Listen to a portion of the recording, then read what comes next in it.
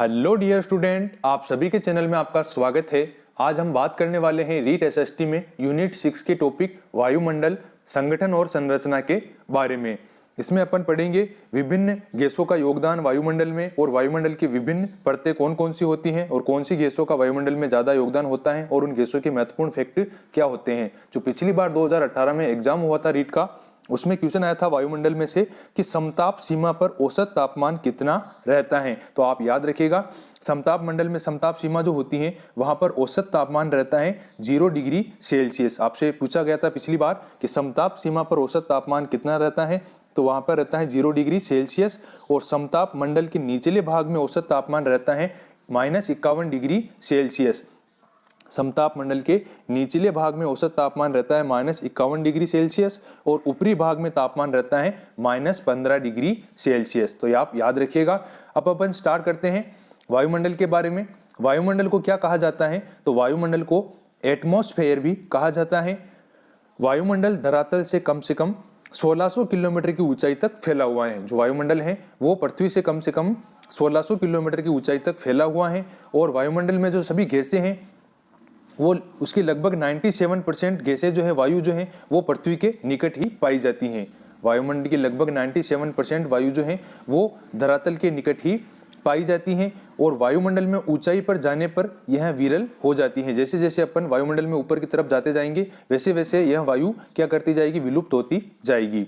वायु के घनत्व में ऊंचाई के अनुसार अंतर आता जाता है। आप सभी को पता है, जैसे जैसे अपन ऊंचाई में जाते जाएंगे वैसे वैसे वायु के घनत्व में अंतर आता जाएगा। और वायु का घनत्व जो है वो सर्वाधिक कहां पर होता है, समुद्र तल पर वायु का घनत्व सर्वाधिक होता है। याद रखिएगा, वायु का घनत्व जो होता है वो समुद्र तल पर सबसे अधिक होता है, लेकिन ऊंचाई बढ़ने के साथ साथ तेजी से घटता जाता है। अब आप देखिए कि जैसे जैसे हम धरातल से ऊपर बढ़ते जाते हैं वैसे वैसे वायुमंडल का तापमान भी कम होता जाता है। और वायुमंडल की जो परतें होती हैं, ऊपरी परत और निचली परत, तो वायुमंडल की जो ऊपरी परत होती है उसके अध्ययन को क्या कहा जाता है, वायुर्विज्ञान कहा जाता है। वायुमंडल की जो ऊपरी परत होती है उसके अध्ययन को वायुर्विज्ञान कहा जाता है।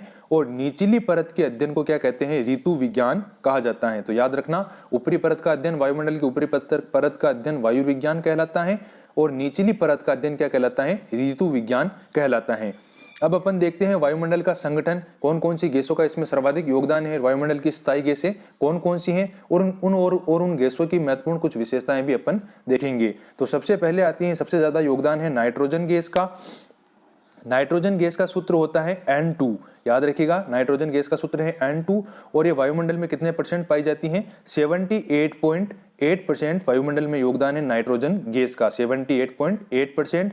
और नाइट्रोजन गैस की कुछ महत्वपूर्ण विशेषता क्या है कि ये वायुमंडल में सर्वाधिक मात्रा में मौजूद गैस है और इस नाइट्रोजन गैस का कोई भी रंग, गंध या स्वाद नहीं होता है। याद रखिएगा, नाइट्रोजन गैस का कोई भी रंग, गंध या स्वाद नहीं होता है और यह गैस जो है वस्तुओं को तेजी से जलने से बचाती है। नाइट्रोजन जो गैस है ये वस्तुओं को तेजी से जलने से बचाती है। और इस नाइट्रोजन गैस से पेड़ पौधों में प्रोटीन का निर्माण होता है। नाइट्रोजन गैस क्या करती है, नाइट्रोजन गैस से पौधों में प्रोटीन का निर्माण होता है जो कि भोजन का मुख्य अंग होता है। यदि वायुमंडल में नाइट्रोजन गैस नहीं होती तो क्या होता, वायुमंडल में अगर नाइट्रोजन गैस नहीं होती तो आग पर नियंत्रण रखना कठिन हो जाता और यह संपूर्ण प्रक्रिया क्या कहलाती है, नाइट्रोजन चक्र कहलाती है। तो याद रखिएगा, नाइट्रोजन का वायुमंडल में सर्वाधिक योगदान कितने परसेंट है, 78.8%। फिर इसके बाद दूसरे नंबर पर है सर्वाधिक गैस, वो कौन सी है, ऑक्सीजन है, जिसका सूत्र क्या होता है, O2। और ये वायुमंडल में कितने परसेंट पाई जाती है, 20.95% योगदान है ऑक्सीजन का वायुमंडल में, 20.95%, जिसे अपन 21% भी कह सकते हैं। ऑक्सीजन गैस क्या करती है, आप सभी को पता है, अपन सांस लेते हैं ऑक्सीजन को, यह जीवनदायिनी गैस मानी गई है ऑक्सीजन। और ऑक्सीजन गैस जो है अन्य रासायनिक तत्वों के साथ सरलता से मिलकर अनेक प्रकार की यौगिकों का निर्माण करती है।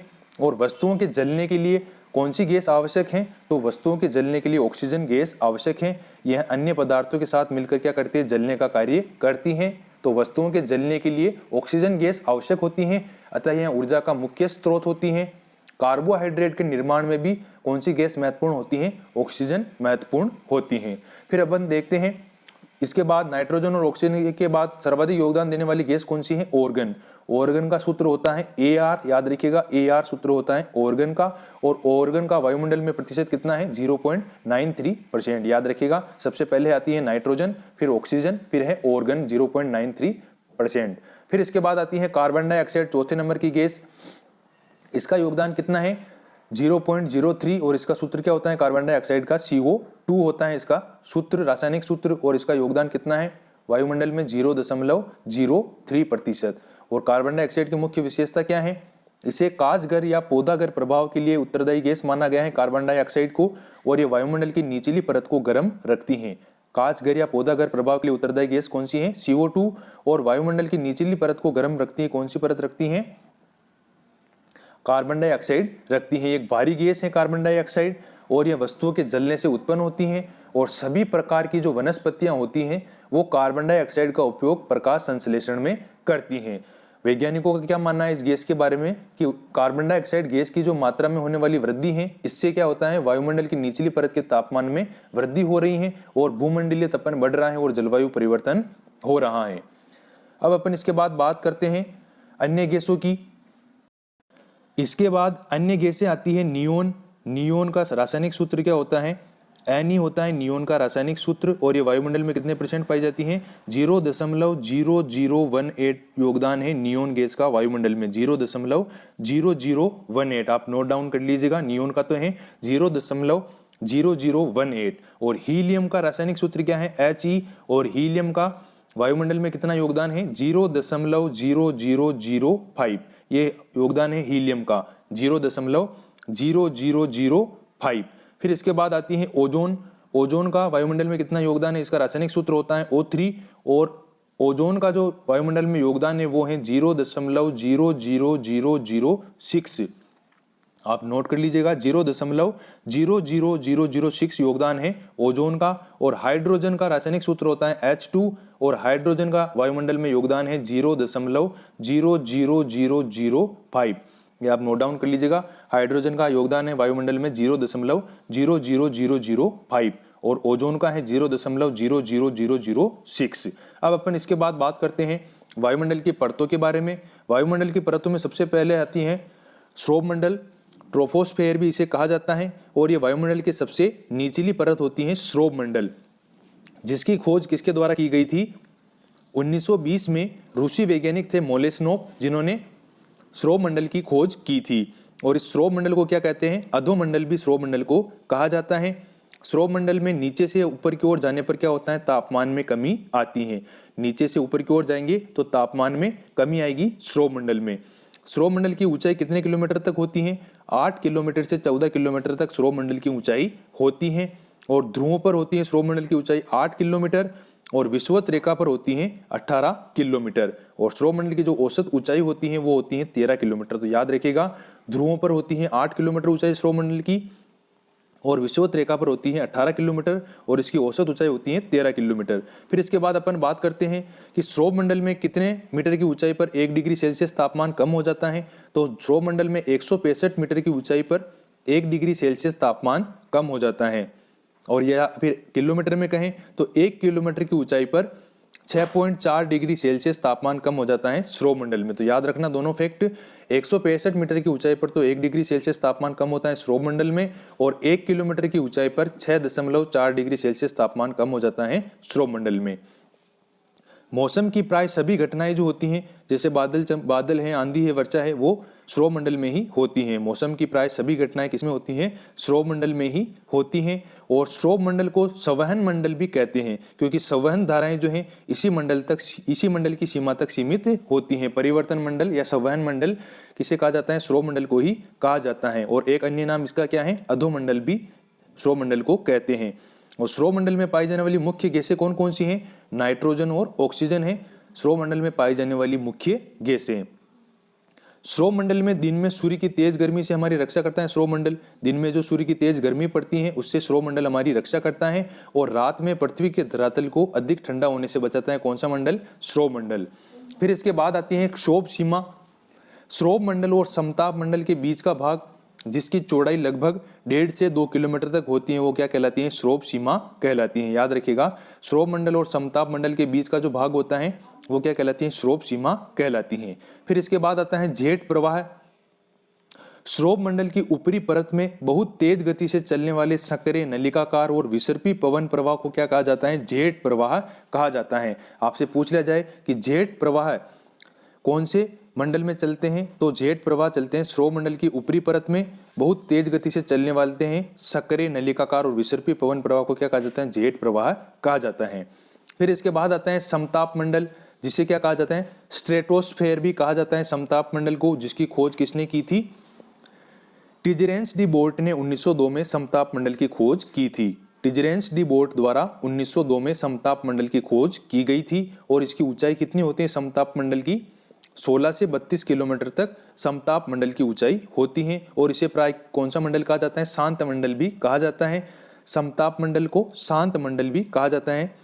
समताप मंडल में तापमान समान रहता है और नीचे से ऊपर की ओर जाने पर तापमान में वृद्धि होती है, जिसका प्रमुख कारण क्या है, समताप मंडल में तापमान की वृद्धि होने का प्रमुख कारण क्या है, ओजोन परत का पाया जाना है। याद रखिएगा, समताप मंडल में तापमान में वृद्धि होती है, जिसका प्रमुख कारण क्या है, समताप मंडल में ओजोन परत का पाया जाना है। और समताप मंडल में प्राय मौसमी घटनाएं नहीं होती हैं। मौसमी घटनाएं किसमें होती हैं, श्रोप मंडल में होती हैं। समताप मंडल में मौसमी घटनाएं नहीं होती हैं। फिर इसके बाद आता है समताप मंडल में वायुयान उड़ाने की आदर्श दशा पाई जाती है, क्योंकि यहाँ पर मौसमी घटनाएं प्राय नहीं होती हैं, इसलिए समताप मंडल में वायुयान उड़ाने की आदर्श दशा पाई जाती है।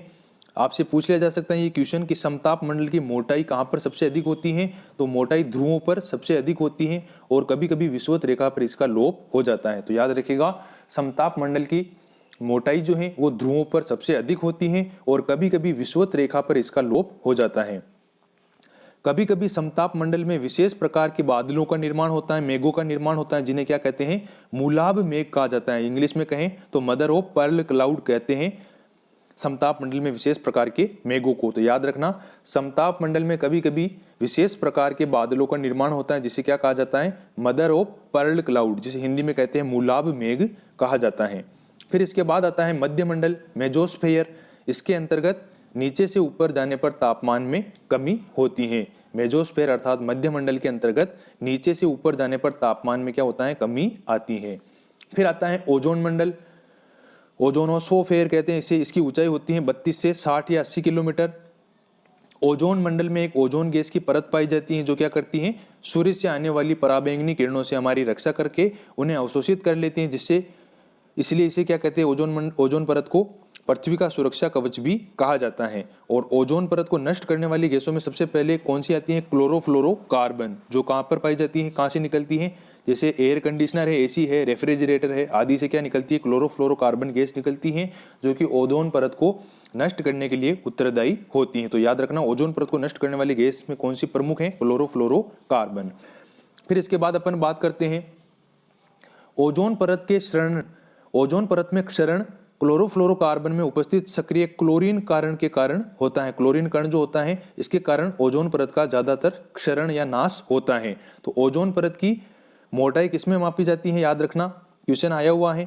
ओजोन परत की मोटाई नापने में कौन सी इकाई का प्रयोग किया जाता है, तो डाब्सन इकाई का प्रयोग ओजोन परत की मोटाई नापने में किया जाता है। ओजोन मंडल में ऊपर की ओर जाने पर 5 डिग्री सेल्सियस तापमान की वृद्धि होती है। ध्यान रखना, ओजोन मंडल में ऊपर की ओर जाएंगे तो 5 डिग्री सेल्सियस तापमान बढ़ जाएगा। और जेट विमान जो होते हैं वो ओजोन मंडल में चलते हैं। जेट विमान जो होते हैं कहाँ चलते हैं, ओजोन मंडल में चलते हैं। और वायुयान उड़ाने की आदर्श दशा कौन से मंडल में पाई जाती है, याद रखना, वायुयान उड़ाने की सक्रिय दशा तो किसी समताप मंडल में पाई जाती है। और जेट विमान कहाँ पर उड़ते हैं, ओजोन मंडल में उड़ते हैं। फिर इसके बाद आता है आयन मंडल। आयन मंडल की ऊंचाई 60 किलोमीटर से 80 किलोमीटर तक होती है। इसे आयोनोस्फेयर भी कहा जाता है। ताप मंडल, यह भाग कम वायुदाब तथा पराबैंगनी किरणों द्वारा आयनीकृत होता रहता है। याद रखना, आयन मंडल का जो भाग है यहाँ पर कम वायुदाब पाया जाता है तथा पराबैंगनी किरणों द्वारा यह आयनीकृत होता रहता है। आयन मंडल के उत्तरी भाग में उत्तरी ध्रुवीय प्रकाश अरोरा बोरियालिस कहलाता है और दक्षिणी भाग में दक्षिणी ध्रुवीय प्रकाश क्या कहलाता है, अरोरा ऑस्ट्रेलियाइस कहलाता है। और इस आयन मंडल में विद्युत आवेशित कण भी पाए जाते हैं।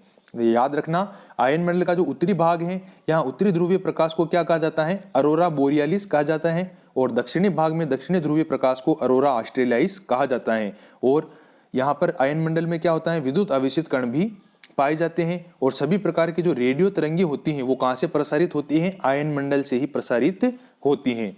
सभी प्रकार के जो रेडियो तरंगे हैं वो आयन मंडल से ही प्रसारित होती हैं। आयन मंडल में सबसे नीचे स्थित डी लेयर से लॉन्ग रेडियो वेव्स और E1, E2, F1, F2 परतों से शॉर्ट रेडियो वेव्स परावर्तित होती हैं। याद रखना, क्वेश्चन आया हुआ है एग्जाम में। आयन मंडल में सबसे नीचे स्थित डी लेयर से लॉन्ग रेडियो वेव्स और E1, E2, F1, F2 परतों से शॉर्ट रेडियो वेव्स परावर्तित होती हैं, जिसके कारण क्या होता है, पृथ्वी पर टेलीविजन, टेलीफोन आदि की सुविधा प्राप्त होती है।